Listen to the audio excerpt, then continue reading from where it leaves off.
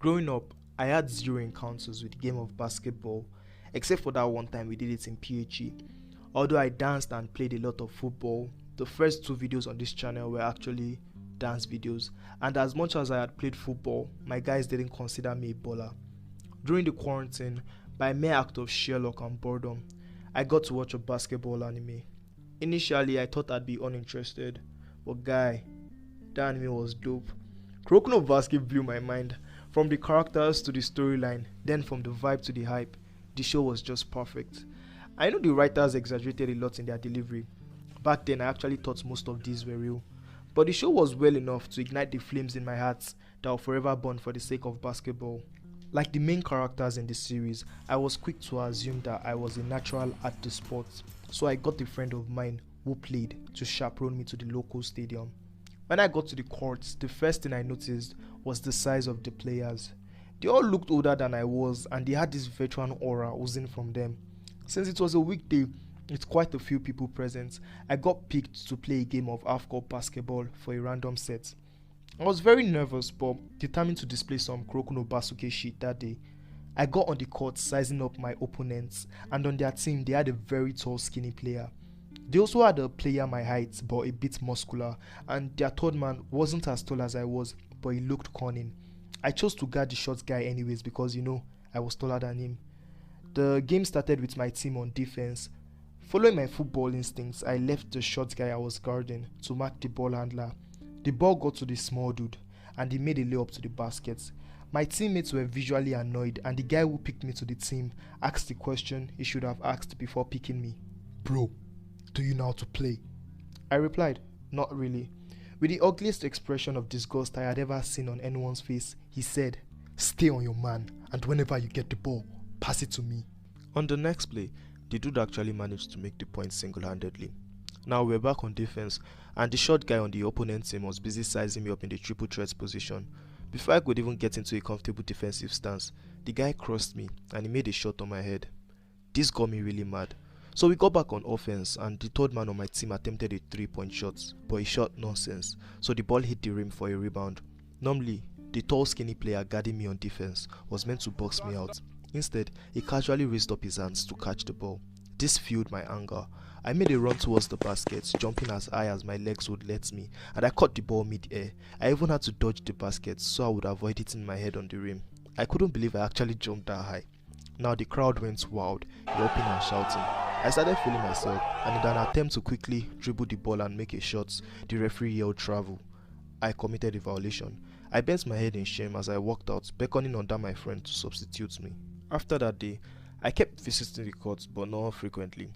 I had no ball, no coach, and no funds, for I kept my interest in basketball away from my parents. The ballers tagged me as a nuisance who didn't know how to play and wasn't ready to learn. They admitted that I could jump, but what use was talent with no skill. I later had to give up on visiting the courts, for I was sad and I wasn't improving. A few months later, I enrolled in a pre-degree program in another state, so I had to change locations. I took this opportunity to start my career afresh at the nearest court. I noticed that everyone playing on these courts were noobs. Since I had time to spare when I wasn't studying, and I was also at a dark place personally at that time, I was motivated to frequent the courts to sharpen my skills. With time, everyone realized I could jump really high, but apart from that, I didn't really notice anything changing in my game. My handle still sucked, and my shooting form was nothing to talk about. It was at this time I made up my mind that I wanted to get so good at the game. Every court I'm at, every baller there would actually want to play with me. The last day of my program also happened to be the day of a major matchup on the court.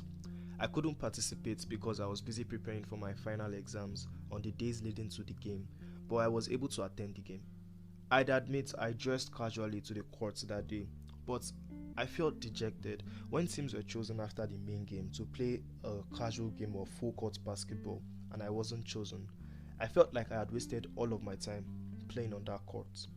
I got back home determined to get better at the game. I got myself a ball and dove into YouTube's archives of basketball tutorials. I also started leg workouts because basketball made me love my legs. I started visiting the local stadium again, and by chance, when I got to play, I just kept screwing up. So I spent most of the time on the sidelines watching. Since no one was willing to teach me things, I invested a lot of my time on the court practicing. It was also around this time I made my first dunk. I got into the university, eager to play as a brand new player. No one knew nothing about. I was still mediocre at the game, but I noticed something different about this court. Everyone I played with actually showed interest in my development, and I kept receiving corrections whenever I made wrong plays. This made me confident in my game, and I began to play with more enthusiasm than before. It was also at this time I got nicknamed Antelope, for I played like this NBA superstar. Everything was going smoothly until a particular week where I started messing up plays. Every team I played for lost their matches, and it now seemed like I was no longer taken to corrections. I just got frustrated and I lost all zeal to play. I only kept visiting the court on impulse. And on one of my many impulsive visits to the court, I got to the court late, so I didn't find a team to play for. Then I decided to wait things out. While waiting, two players I had always envied, Khalid and Jamal, the best duo I had ever seen at the time, approached me. Apparently, they wanted me to play on their sets. I was reluctant to play for them, for I didn't want to jeopardize their sets. Before we started balling, Khalid said to me, "You Antelope, all I want from you is to stay under the rim and catch rebounds." And I nodded in agreement. With my level of understanding of the game at the time, experience over the past 1.5 years, and my improved jump power, it turned out that catching the rebounds was way too easy for me. With the presence of Jamal and Khalid, I didn't have to stop playing till the end of the day, for we kept schooling team after team. Under the rim, I was busy busting moves I didn't know I could do, and without the burden of complex ball handling around the court, I could easily make points. The crowd kept cheering, "Antelope!" For when I wasn't busy blocking fast offensive players, I was busy posting up on players twice my size. From that day onward, a degree of respect was attached to the name Antelope and my style of play. After that game, I had learned to choose the pace at which I wanted to play, and if a pace didn't suit me, I'll just back out. I also noticed that everyone wanted to play with me on their sets. There was this particular Sunday evening where I was dressed casually and I had a stroll to the court. I sat by the sidelines watching the game of half-court basketball played by some veteran players and members of the school team. One of the players got injured, and out of all the viable players, I was called to substitute the player. This warmed my heart and I made sure to play very well before I was sent out for my dressing. When the strike struck, I got back home to chill. As usual, I chose to visit the local stadium. On my arrival, no one was excited to see me. With luck, I got to play for a random team's starting five. I started playing, busy busting moves here and there. But there was something peculiar about the crowd now. Whenever I made awesome plays, the court would go quiet for a few seconds, with everyone watching in awe, before people who hadn't seen me play before start yelling. Honestly, the feeling I get when this happens is so good, it's undescribable. With time, the ballers started treating me like I existed, but I wasn't really bothered or interested any longer because my school courts had shown me so much support. Looking back, I've realized that even though I didn't get good at the game as fast as I wanted to, my toxic relationship with the game actually paid off. I'm not the best player on any court at all times, but I'm glad I could improve and achieve a goal I thought was impossible, me being a sportsman.